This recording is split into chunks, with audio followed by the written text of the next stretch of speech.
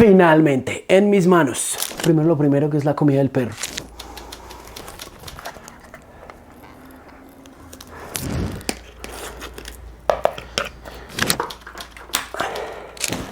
Y segundo, this one.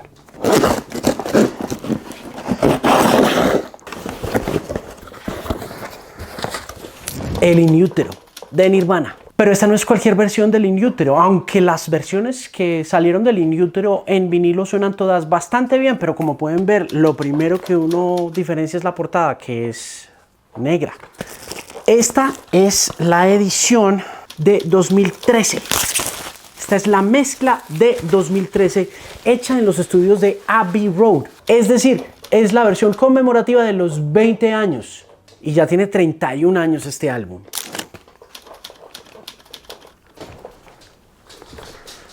Siga, niño. Coma. Esta es una edición conmemorativa de los 20 años del disco, producido por un hombre que falleció hace un poco más de un mes, llamado Steve Albini, un genio de la producción en el mundo del punk. Y lo compré por una razón, porque Albini fue el ingeniero de mezcla. No le gustaba que le dijeran productor, aunque en realidad esa fue la función que siempre cumplió, pero él se sentía más como un ingeniero que cualquier otra cosa, y de hecho así lo fue.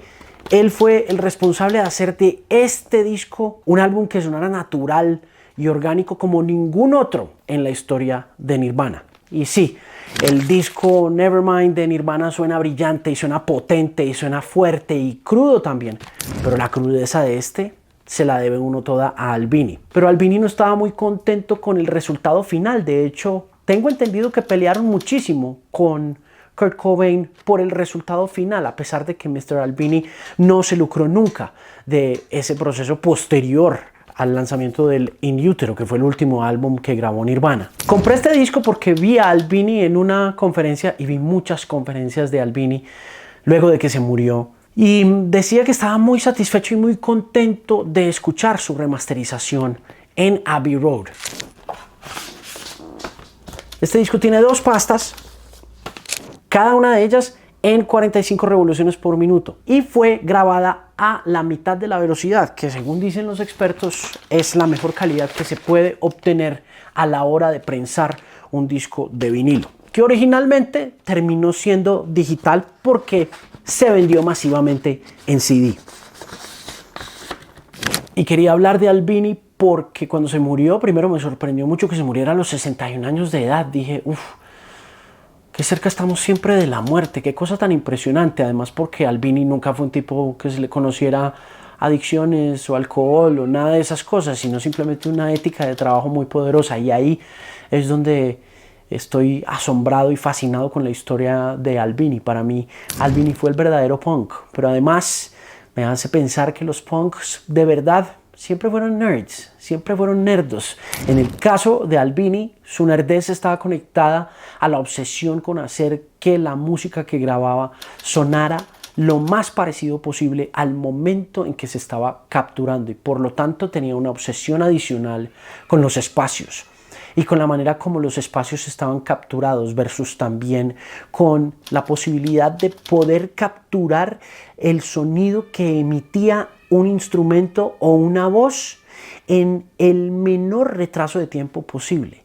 Esto lo hizo en serio un tipo obsesionado con la cultura de la grabación, y por eso es que hay discos tan grandes en su carrera y tan importantes y tan poderosos como el Surfer Rosa de los Pixies, que muchos dicen fue la gran inspiración para los Nirvana en todos sus discos.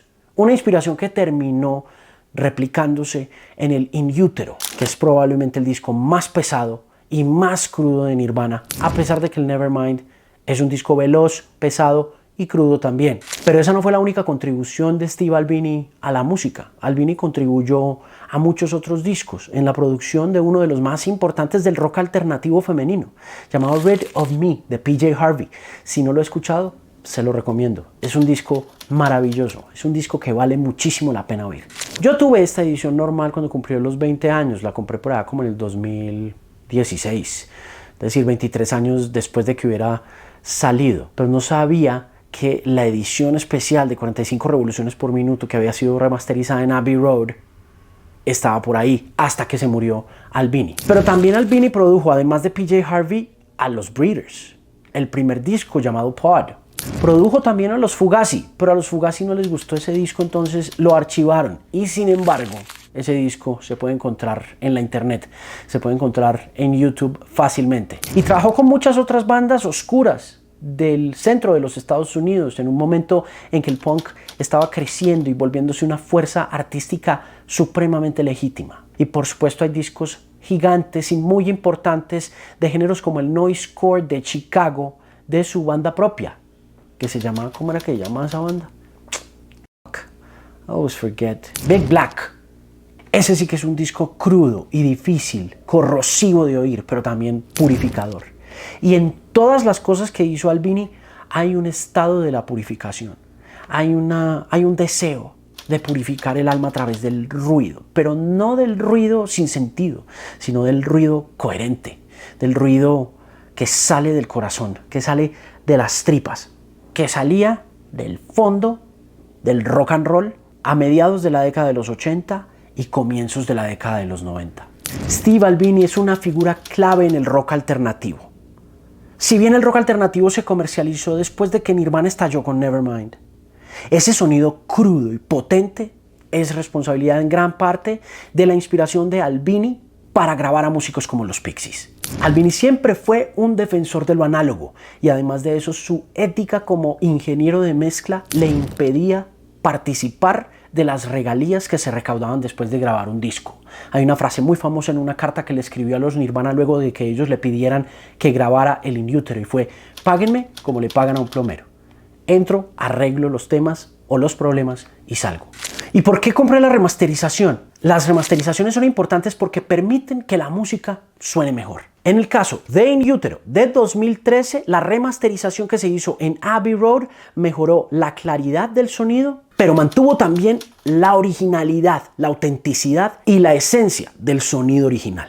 Albini, quien era conocido por su oído muy crítico, apreció muchísimo ese trabajo de remasterización y lo alabó hasta los últimos días de su vida.